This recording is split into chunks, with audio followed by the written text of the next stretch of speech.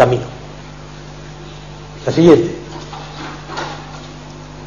Y fíjense, de la obra de vida de Cristo de Ricciotti, se llegaron a publicar 6 ediciones de esta obra, dice en una de ellas: a los primeros golpes en la flagelación, cuello, espalda, costado, brazos y piernas se amorataban, y luego se cubrían de líneas azuladas y de tumefacciones.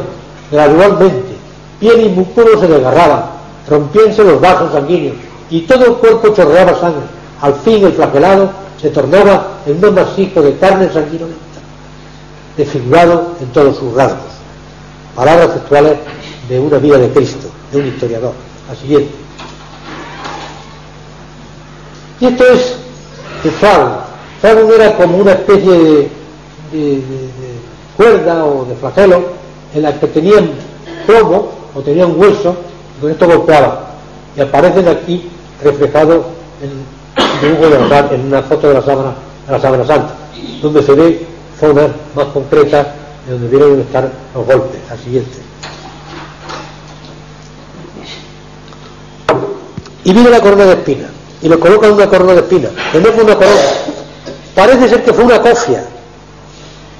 Entonces, ¿qué interés tiene esto?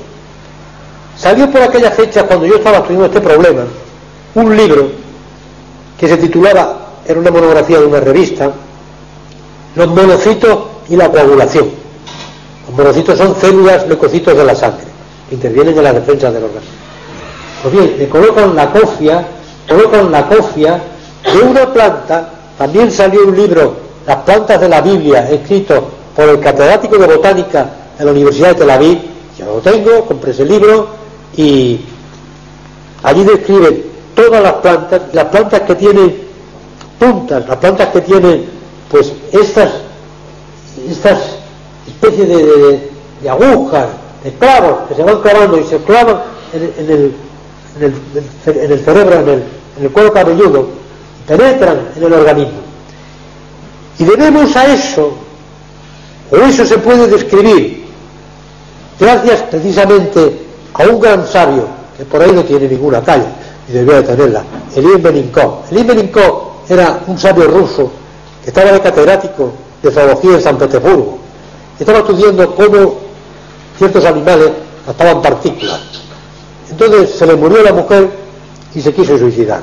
Afortunadamente no se suicidó, no pasaría mal, y de allí se fue a Odessa, al sur de Rusia. Llegó a ser, era catedrático de zoología de la Facultad de Medicina de Odessa, y llegó a ser decano de Odessa. Pero ya era contestatario, ya era un precomunista, de tal manera que empezó a organizar líos y follones allá en la Facultad de Medicina de Odessa. Y entonces el zar Nicolás II protegió a la Facultad de Medicina de Moscú y desprotegió, la dejó un poco abandonada, la de Odessa. Al final le hizo que se exiliara.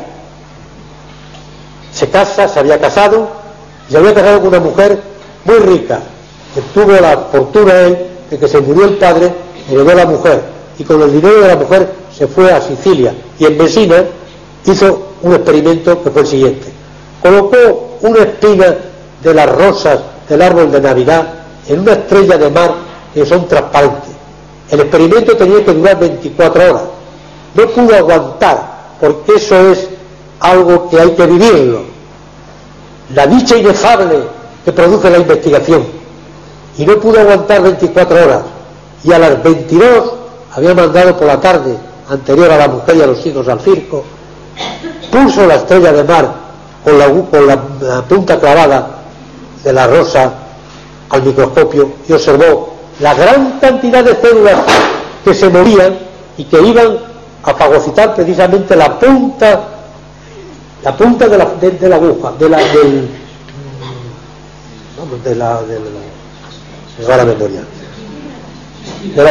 la punta de la espina.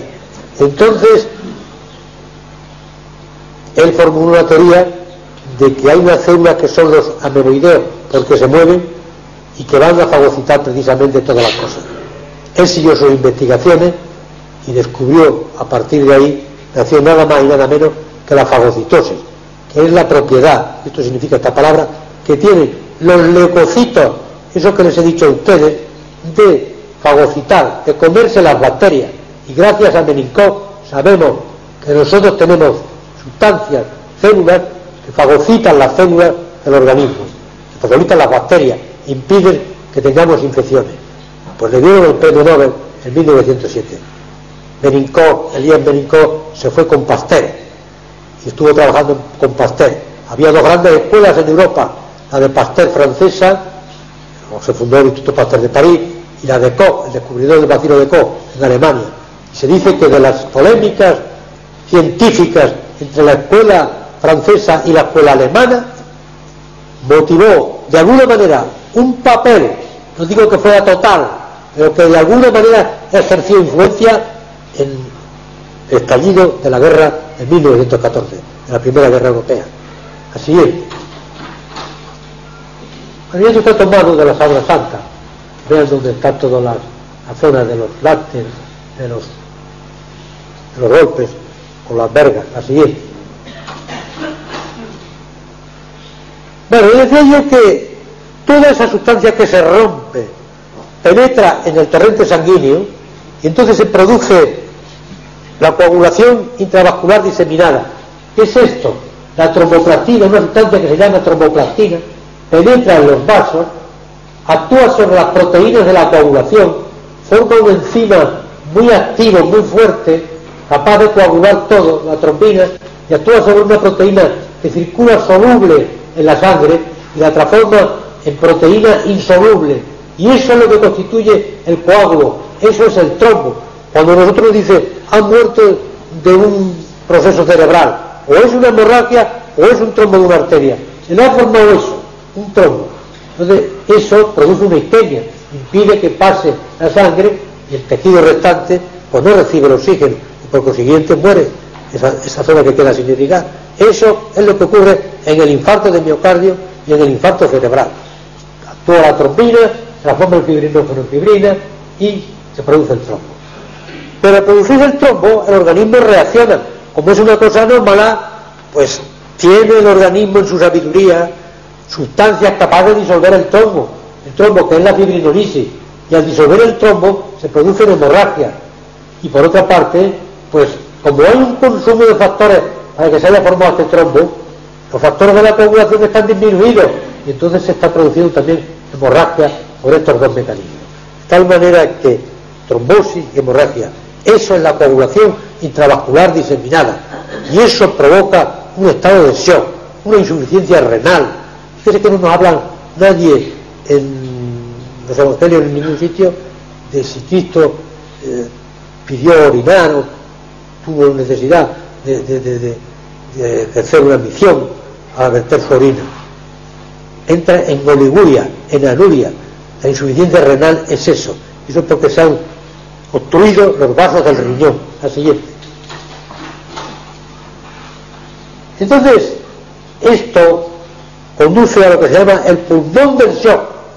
El pulmón del shock es la manera que tienen de morir los enfermos que tienen un shock. La gente le llamaba antes, luego ahora también, el colapso. Pero resulta que en los alveolos pulmonares, que son estos, y la parte final, estado de hemorragia, el shock, la secreción de una sustancia también producida en la hipófisis. Pero lo que me interesa es que así se llega a explicar el estado de hemorragia y shock. La siguiente. Y entra en el distrés